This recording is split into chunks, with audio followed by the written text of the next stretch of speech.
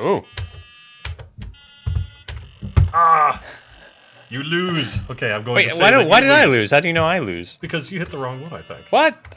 Totally did not.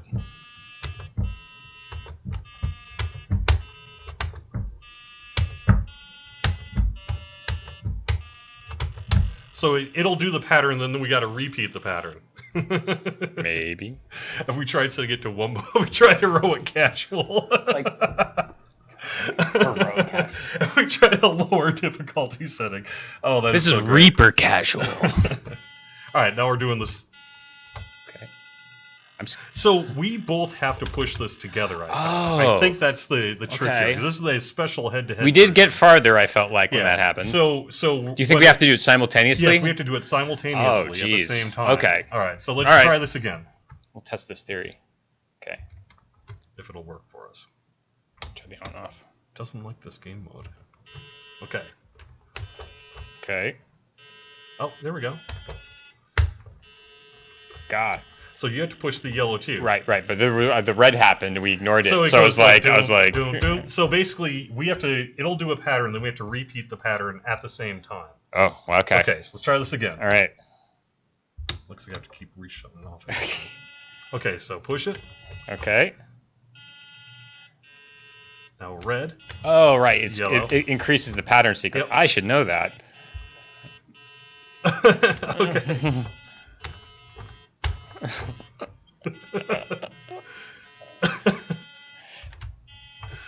Who will win, huh? Ah!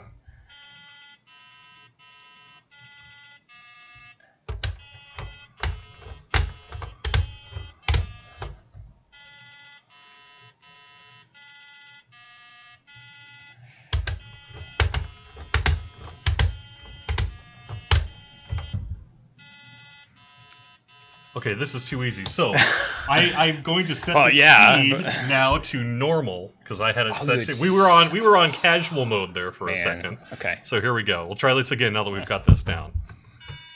All right. Yep.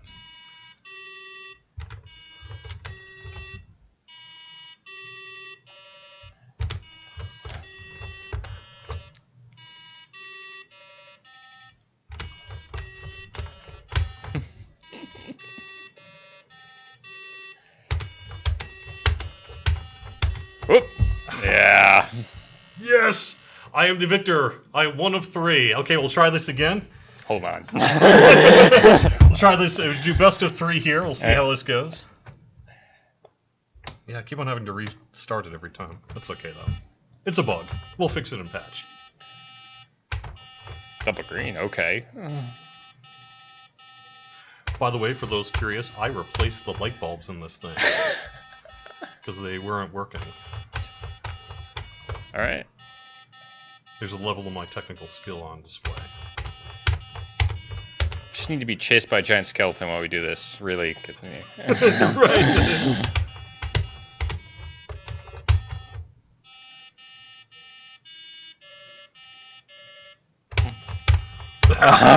Yes. Okay. So I'm now the official winner. Now let's try it on Epic Elite. We're gonna do this on super speed and try this one again. All right.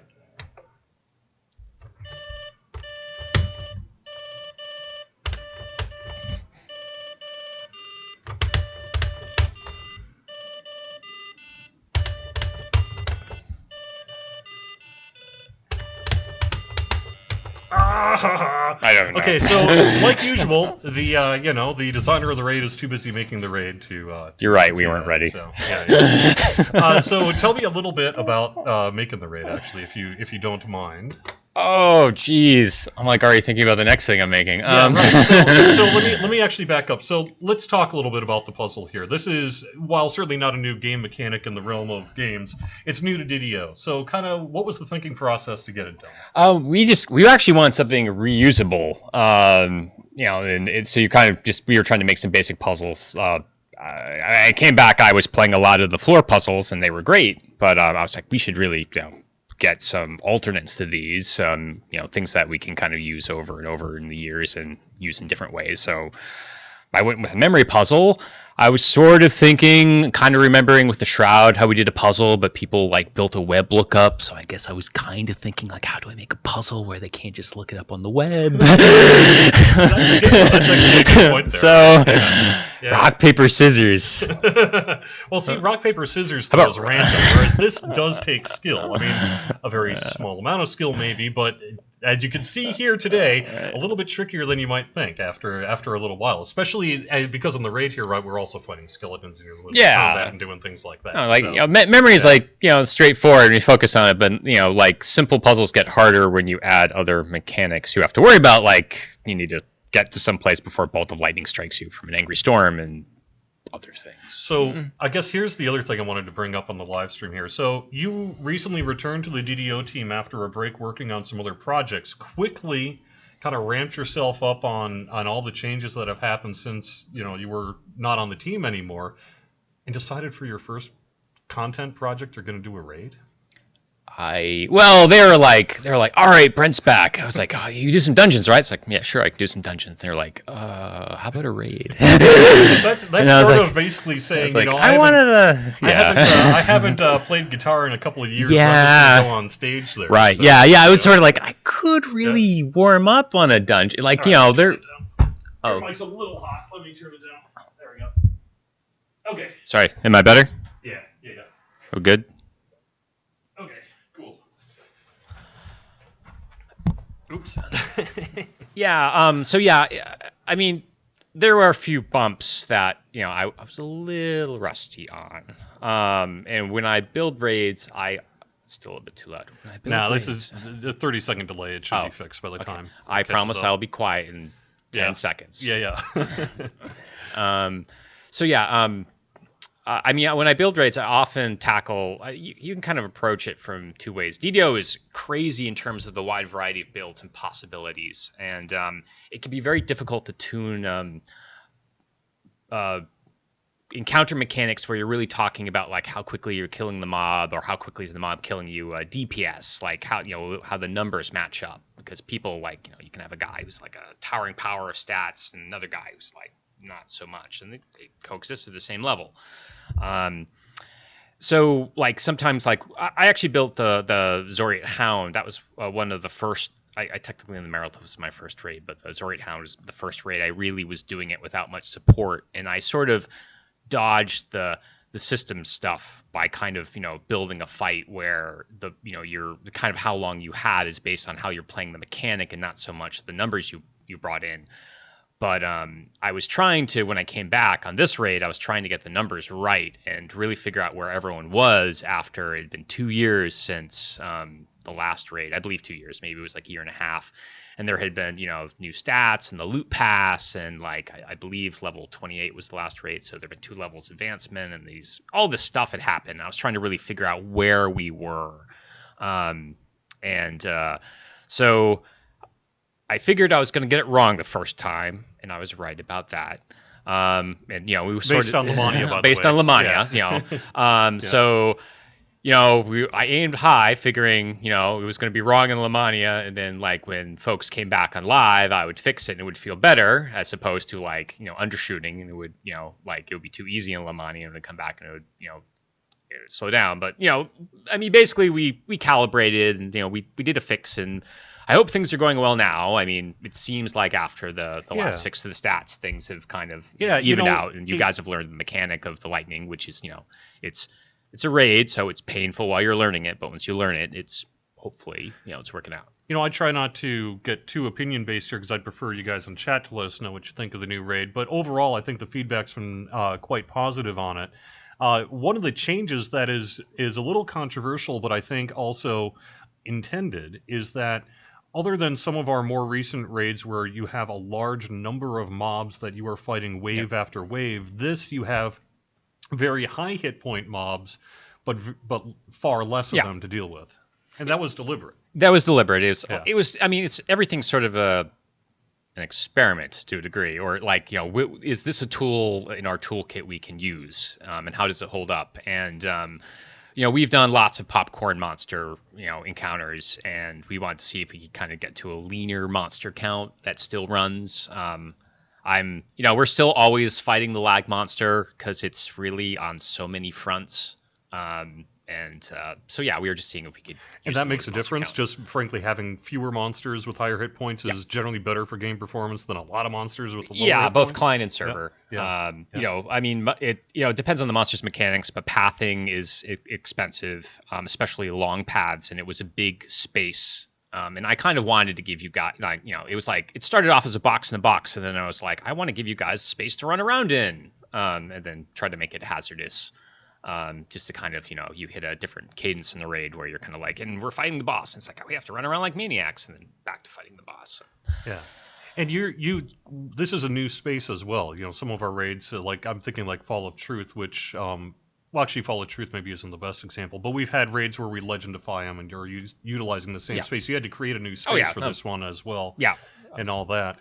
We're trying to remember how to do landscape to see if I still did. And so here's the other, I think, enough, change I a little bit of the new raid as opposed to maybe, which I should mention is called Riding the Storm Out, rather than my preferred of Blue Scream of Death.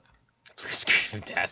I didn't do the name. They were like, this is what we called it. I was like, yeah, sure. Yeah, Riding the Storm Out is good. I like that name. Yeah. But anyway, one of the things that is different about this raid a little bit as well compared to the last couple of raids that we've done is that it does tend to be a little bit more challenging when you go in cold. As opposed to some of the most recent raids we've had, we've seen a lot of wipes at the very start of this raid. And how, as a designer, do you try to tackle that? I mean, on the one hand, you want everyone to have fun in the raid, but on the other hand, it must be a little disappointing when people are beating it, let's say, day one in large numbers on the most recent difficulty, right? Well, there's always someone who's going to beat it. Like, there's, there are a lot. We're outnumbered. There are a lot of players out there, and a lot of them spend perhaps more time at it than I do, even. And I spend a lot of time at it, but it's there's always going to be someone who kind of figures out how to crack it. There's the OP guild, and I watch them on Lomania. I watch them a lot. They post on Twitch a lot, and there are a few other guilds. But we tried to build the raid that it can be puggable on normal, but like it challenges people on the top to give them kind of like this is a tall mountain we have not yet climbed, and give them that experience. And we try to stretch it because it is a big difference between those player bases sometimes, and make that both it can handle both of those things. When it comes to raids are, there are lots of philosophies for what a raid brings to the game, and you could say that like this is something I could do with my friends and my extended guild, and it's sort of like we show up and we were to take out and we were chatting, and it's very you could view it as very social, which means necessary. It's not the difficult part. And then there's like we're bonding because it's boot camp, man. Like it's pain and suffering is involved, and that some people they show up for that. And yeah, we try to do both. I would say that because this raid did not have any kind of long landscape in front of it, I felt like some of our raids, it's like you wipe and now we have to run Vault 4 again, or it's like the Dark Souls iterative curve, like you died and now you have to wait 25 minutes to try to die again or figure out the mechanic. So I felt like I could do a pretty nasty mechanic on this one because you could go right back in. Yeah. All right. So before I let you get back to lunch here a little bit, what are you working on now? To the extent that you'll see the T-shirt. It's I'm Russian guy punching a bear. It's a guy or a lumberjack. I guess I don't know his ethnicity. Yeah, me neither. He's bearded. It was like one of those threadless shirts where it's like, and I was like, punching a bear, yeah. So, without, I guess, overly spoiling things, what do we find you working on, at the current moment? I am working on. I have no idea what we. I know we can't really talk about it yet because we're waiting for input on all the stakeholders. So okay. So yeah, it's a dungeon. It's a dungeon. All right, you are working on dungeon-related content. Not Ravenloft yet. This is a nice thing, is that we are actually going to have, hopefully, a pretty sizable content pack in between Ravenloft and now. Yeah. So we do have some Ravenloft work going on. I happen to notice Knockback was talking a little bit about doing some Ravenloft stuff, but we still have Update 36 to get to, and that's really what you're working on here. And the reason we're being, because we don't want to give away the setting or all that sort of thing. And you're also kind of doing some long-term systems work here. I saw a little bit as well. Kind of going back to some of these bigger projects that have kind of been on the back burner for a while. Yeah. One of the things where I just actually fixed, it's always like, you know, a little debatable, is that I was kind of looking at monster aggro, and now monsters tend to win, like, you know, like say you're sitting in a portal and you know devils are going to come out of it. A lot of times the devils actually, like, they go for the guy in the back, like that's who they hate first, and like you're the melee guy trying to protect the guy in the back who's, you know, some clothy caster, and the guy, like, the devil just teleports and you're like, damn you. So I'm just kind of worked on making aggro much more distance based. That, like, you know, monsters are more you know, they still care about damage, but they're more inclined to hit the guys closer, which would theoretically make it easier for melee to kind of control the engagement. That's like something I'm, you know, it's not even on a test server yet, or it's definitely in, you know, we're kind of just looking at in dev. But yeah, I do a lot of AI, so, and sometimes I do global AI. Like, you know, I was involved in the aggro fixes. So yeah, monsters come with friends now, because, you know, friends are important. Yeah. All right. Yeah. Well, thank you very much for letting me just sort of put you on the spot and check out these crazy. Right. So we have to, like, master this game, and, like, kind of like when I come back, we'll do another run. Yeah. Show them, like, you know, like, it's game mode 3, and this is how it works. Yeah, I jumped the gun there. See, I am the Simon Master, so, or the Super Simon Master here, I caffeine. guess. Cool. Get to lunch. Okay. Thank you very much. Appreciate it. All right, I will be back in just a second here on my regular computer, and I will be playing some DDO here. So just stick around a sec.